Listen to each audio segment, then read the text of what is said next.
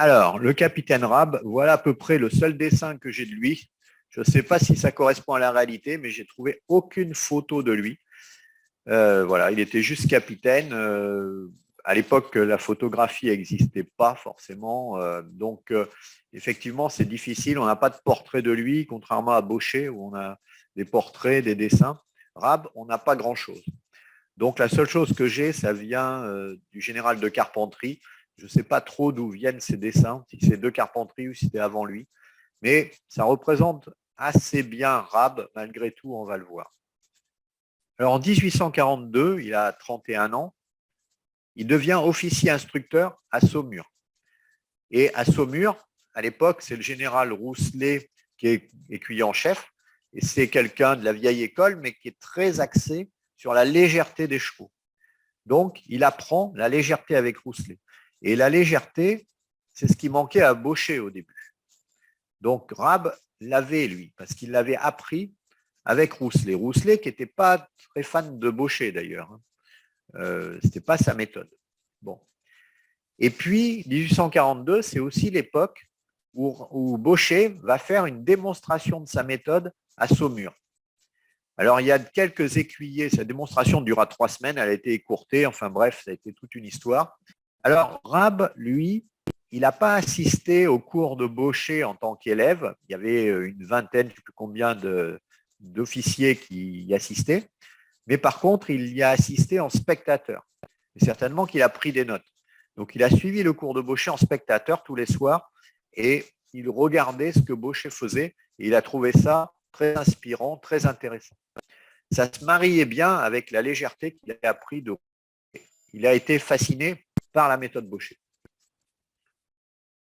Alors ensuite, ce qu'il a fait, c'est qu'il a pris une grosse permission, je ne sais pas exactement de combien de temps, et il est parti à Paris, travailler avec Baucher en 1843, l'année d'après, et Baucher refusa de le faire payer. Il avait prévu de le payer Baucher. Baucher n'a pas voulu. Donc je pense que Baucher a vu là un très bon élément, quelqu'un de bon niveau d'équitation, qui comprenait bien. Et Baucher, Baucher, il n'était pas forcément branché argent, donc il n'a pas voulu être payé par Rab. Évidemment, ils ont sympathisé. Et Rab a été un grand défenseur de la méthode Baucher, à tel point qu'à peine il est rentré dans l'armée, il s'est pris 30 jours d'arrêt pour insubordination et pour avoir vanté la méthode Baucher et appliqué la méthode Baucher, parce que Baucher était vraiment très mal vu dans l'armée. Donc, il s'est pris 30 jours d'arrêt d'entrée de jeu, mais ça ne s'est pas arrêté là. Il a pris 30 jours d'arrêt un grand nombre de fois dans sa carrière. À chaque fois qu'il écrivait un livre, il a pris 30 jours d'arrêt. Alors, il est adepte, évidemment, de la méthode Baucher première manière. Lui, il est resté sur la première manière. Il n'a pas suivi Baucher avec sa deuxième manière. Et notamment, le travail à pied à la cravache. Je vous en ai souvent parlé, mais je vous le remets parce que pour Baucher, c'est vraiment quelque chose d'important. C'est-à-dire qu'on doit apprendre au cheval à avancer quand on met la cravache sur le poitrail. Dans la méthode Baucher, c'est quelque chose d'essentiel. Et moi, je m'en sers énormément pour faire avancer mes chevaux. Ça m'aide énormément parce que quand je les touche au poitrail, n'importe comment, avec la main, avec un bâton, avec une branche, avec les rênes, avec le licol, avec n'importe quoi, ben mes chevaux, ils avancent. Je n'ai pas besoin d'avoir quelqu'un derrière qui les pousse ou je ne sais pas quoi. Mes chevaux, ils avancent au poitrail. Donc, pour le contrôle des chevaux, c'est vraiment important de pouvoir les faire avancer au poitrail quand on en a besoin. Donc, c'est un travail pour moi qui est essentiel pour avoir le contrôle de son cheval à pied. Donc, Baucher avait développé un travail à pied à la cravache, mais Rab l'a énormément développé, en fait. Il a beaucoup développé ce travail à la cravache sur tout le corps du cheval, et on va le voir. Ensuite, bien sûr, vous en doutez, il était adepte des flexions de Baucher, évidemment. Et il dit quelque chose que je vais vous dire plus tard, mais qui est très intéressant, que je ne vous ai pas encore dit jusque-là, mais que je trouve très intéressant. Donc, bien sûr, les flexions en place, donc 3 types de flexions. Flexion de mâchoire, avec une action de mort de filet d'un côté et de mort de bride de l'autre pour faire ouvrir la bouche du cheval. Le cheval doit céder dans sa mâchoire au mort et ça s'apprend. Un cheval ne sait pas qu'il doit relâcher quand on fait une tension sur le mort. Il faut lui apprendre. Ça n'est pas naturel. Comme toutes les flexions, il n'y a rien de naturel. C'est à apprendre. Le cheval doit apprendre à céder Il n'y a rien de naturel là-dedans. Donc, il doit apprendre à céder vers le bas et il doit apprendre à céder en flexion latérale. Tout ça, c'est des dessins qui sont issus du livre du général de Carpentry, de la méthode de Rab, en fait. Parce que dans le livre de Rab dont je vous ai parlé tout à l'heure, normalement, il y a 19 planches, sauf que dans les livres qu'on trouve sur Internet, les planches n'y sont pas. Donc, je ne sais pas ce qu'il y a dans ces 19 planches. Peut-être qu'il y a ces dessins-là, mais j'en sais absolument rien, parce que les planches, on ne les a pas. Je ne sais pas pourquoi, elles ne sont pas avec les livres qui ont été scannés. Donc, je ne les ai pas. Ce sera peut-être un livre qu'il faudra que j'achète si je le trouve en papier, parce que j'aurai les planches au moins. Parce que là, je n'ai pas les planches. Donc, dans la flexion latérale, il tient beaucoup à ce que les oreilles restent horizontales. Et pour lui, la flexion est mauvaise quand le cheval plie la tête. Il veut que les oreilles restent bien à l'horizontale dans les flexions. Ensuite, il se sert des flexions aussi pour mettre le cheval en place. Donc, vous voyez, il part. Alors là, vous voyez qu'il a la cravache sur la croupe, sur le dos, en fait. Parce que, comment il va faire pour que le cheval se mette en place? Eh bien, il va utiliser la cravache sur la croupe pour faire avancer le cheval et il va l'empêcher d'avancer la tête. Et du coup, le cheval va avancer en avançant ses oreilles et du coup, il va se mettre en place. C'est comme ça qu'il va se mettre en place. Ce n'est pas en faisant une traction avec la main vers l'arrière. C'est en faisant avancer le cheval sur la main, en fait, que le cheval va venir se mettre en place. Voilà ce qu'il nous dit. Il nous dit que normalement, le cheval, il est en appui sur ses 4 membres. Mais le cheval, il a tendance à utiliser l'encolure comme 5e membre, c'est-à-dire à s'appuyer avec son encolure. Donc, il a ses 4 membres plus son encolure. Donc, si on l'assouplit, il n'y a pas de problème. Le cheval, il va revenir sur ses 4 membres, en équilibre sur ses 4 membres. Nous, ce qu'on veut, c'est que le cheval il soit bien en équilibre sur ses 4 membres. S'il est trop sur les épaules, ça ne va pas. S'il est trop sur les hanches, ça ne va pas. Et d'ailleurs, un cheval qui met des coups de cul, c'est qu'il est sur les épaules. Un cheval qui se met debout, c'est qu'il est trop sur les hanches. Donc, en fait, l'idéal, c'est d'avoir un cheval horizontal dans la méthode Baucher, c'est-à-dire en appui régulier sur ses 4 membres, même s'il y a plus de poids sur les antérieurs que sur les postérieurs. Ça, on le sait. Et d'ailleurs, Baucher l'avait étudié, la répartition du poids. Et depuis Baucher, plus personne n'a mis en cause le fait qu'il y avait plus de poids sur les antérieurs que sur les postérieurs. Et donc, avec le cavalier monté, il y a à peu près 2/3 du poids du cavalier qui vient en plus sur les épaules. Donc, le cheval est chargé sur les épaules. Donc déjà, il faut le faire engager les postérieurs juste pour l'avoir horizontal. Mais si on veut vraiment que le cheval soit en équilibre, ça ne passe que par la souplesse de l'encolure. Parce que sinon, l'encolure devient un 5e membre sur lequel le cheval s'appuie. Et ça, c'est très intéressant. C'est-à-dire que si on veut avoir le contrôle de son cheval, ça passe par l'assouplissement de l'encolure pour que le cheval revienne en équilibre sur ses 4 membres. Les pirouettes au galop, il les fait en élevant l'avant du cheval, en fait, en élevant l'avant. C'est-à-dire que le cheval engage ses postérieurs, se relève du devant, tout en restant souple dans l'encolure sur des rênes lâches. Et c'est comme ça qu'on peut avoir le galop sur place, c'est comme ça qu'on peut avoir le galop en reculant, et c'est comme ça qu'on peut avoir les pirouettes, en fait. Les pirouettes en galop sont en fait très faciles quand le cheval se met un peu debout comme ça, en fait. Puisque le fait d'aller droit avec un cheval debout, c'est plus compliqué que de tourner. Donc, quand le cheval il se met debout comme ça, un peu en équilibre, il a tendance à galoper en se mettant debout légèrement sur les antérieurs, et bien là, on peut pirouetter très facilement avec lui. Les pirouettes au galop, on n'en a pas souvent parlé, mais c'est assez facile avec les méthodes de Baucher. Donc, un cheval souple de l'encolure, un cheval qui ne se tire pas. Donc, on peut lui demander de se rassembler au galop pour aller presque jusqu'au galop sur place. Et quand le cheval est à un galop presque sur place, on peut pirouetter très facilement. Ça va même soulager le cheval plutôt que de rester droit. Donc, il va préférer faire une pirouette que de continuer tout droit dans cette allure-là. Et donc, c'est plus facile pour lui de tourner. Et donc, la pirouette au galop va devenir extrêmement facile. Bien sûr, il ne faut pas vouloir faire une pirouette complète le premier jour. Il faut faire quelques pas. Baucher, il dit toujours, faire un pas arrêté, ensuite faire 2 pas arrêtés. Et progressivement, on augmente le nombre de pas de pirouette pour faire une pirouette complète. Et ce, à toutes les allures, bien sûr. Il faut d'abord l'avoir réussi au pas et au trot avant de la demander au galop. C'est évident. Même si au galop, elle s'obtient facilement. Quand vous avez le cheval dans cette attitude-là, Franchement, la pirouette, c'est rien du tout. Ça s'obtient très facilement. Alors, comment il obtenait, ça j'ai pris ce dessin parce que je l'ai trouvé très intéressant, c'est qu'il obtenait la pirouette à partir de l'appuyé, en fait. C'est-à-dire qu'il part sur la ligne du milieu ou un côté, il part en appuyé et à un moment donné, il pirouette. Parce que l'appuyé prépare la pirouette, en fait. Ça met le cheval dans l'attitude de la pirouette et ensuite, il y a juste à tourner les mains et la jambe extérieure pour faire tourner le cheval dans la pirouette. Et ce, aux 3 allures, hein. Que ce soit au pas, au trot ou au galop, c'est la même chose. Et donc, vous pouvez demander les pirouettes à partir de l'appuyé. Je crois que j'ai fait une vidéo d'ailleurs sur YouTube où je montre la pirouette à partir de l'appuyé. C'est quelque chose que j'ai fait en vidéo déjà avec Palanza. Alors, le piafé monté, je vous l'ai dit, c'est comme le piafé à pied, il le fait en avançant et surtout pas arrêter. Ça, c'est très important parce que je vous l'ai dit, Baucher avait préparé le travail à l'éperon, mais Rabe l'a beaucoup développé.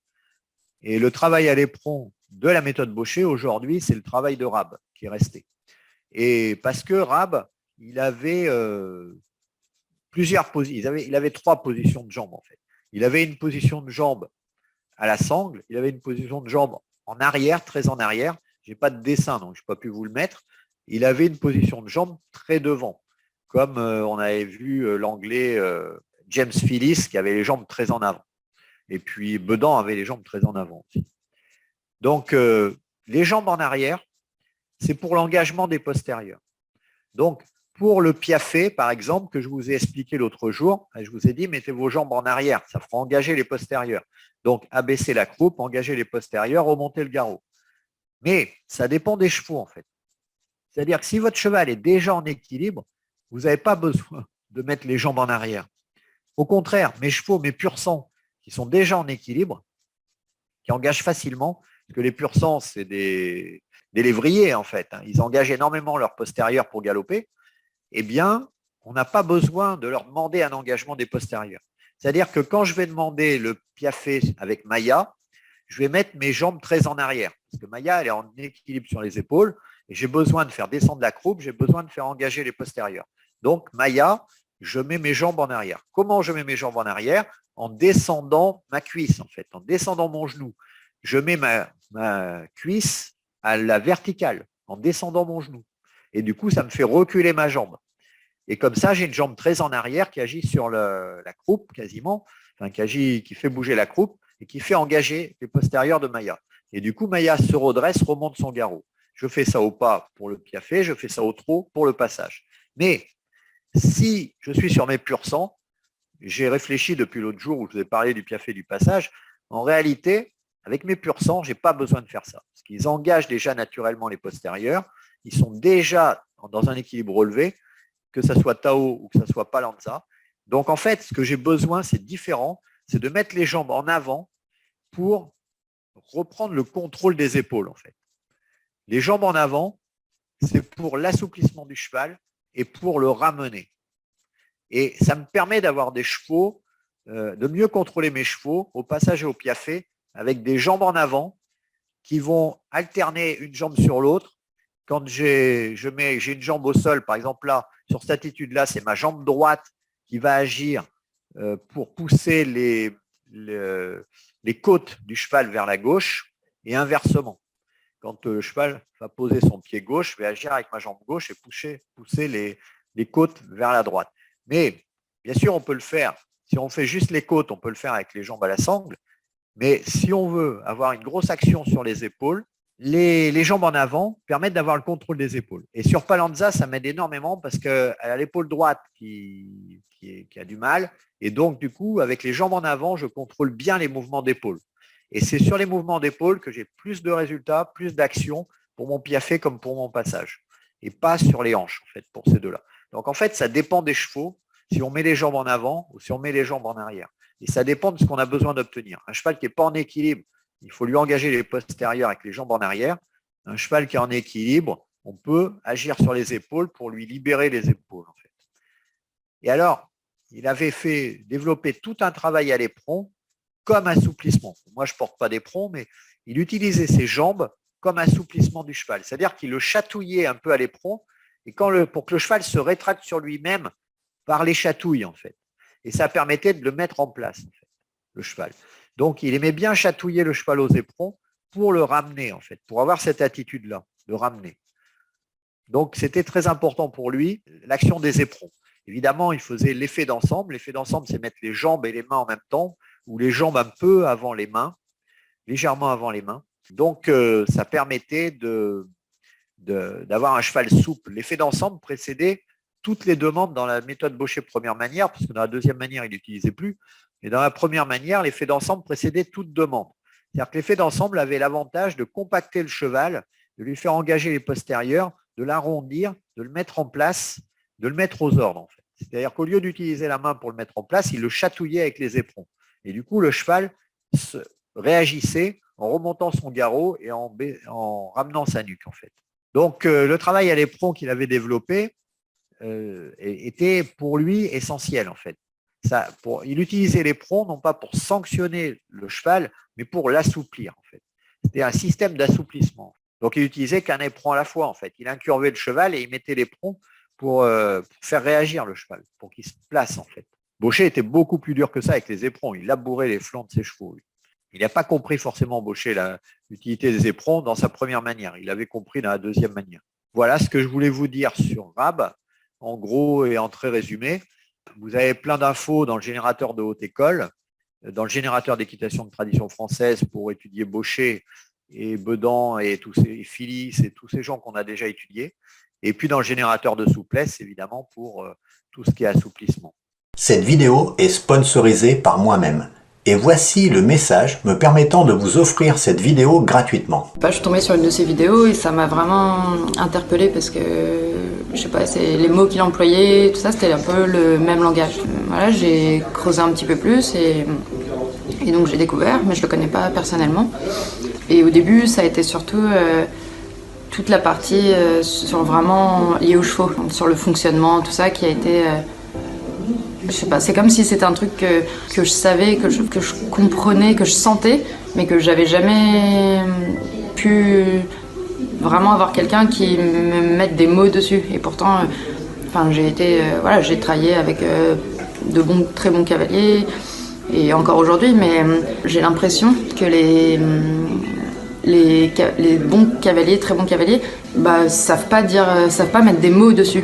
Donc bon, c'est pour ça que ça m'a vraiment interpellée, vraiment plu, et que maintenant du coup dès que je peux, parce que bon, je travaille quand même pas mal, mais j'ai regardé le plus possible de vidéos, les générateurs et tout ça, et je me rends compte que voilà, dans le très haut niveau comme ça, les gens le font inconsciemment, mais ils sont très proches de ce que Laurent peut dire et tout ça, donc c'est pas une théorie ou voilà, ça fonctionne comme ça. Comment analyser tous les problèmes techniques de vos chevaux à la lumière des blocages ostéopathiques même si vous n'y connaissez rien? Comment trouver instantanément les contractures sur le dos de votre cheval, mais manipulations exactes pour les retirer facilement? Comment être certain d'avoir des chevaux en pleine santé qui ne souffrent pas? Et bien plus encore. C'est très simple. Cliquez sur le lien sous la vidéo. En plus d'obtenir mes meilleures méthodes pour garder votre cheval en pleine santé, vous pourrez vous aussi, comme plus de 8000 cavaliers, découvrir le tableau des pathologies téléchargeable immédiatement et gratuitement. Vous pourrez, comme moi, l'afficher dans vos écuries pour vous y référer en cas de problème. Il vous suffira de regarder la colonne de gauche, le comportement du cheval, puis la colonne de droite, la région à examiner.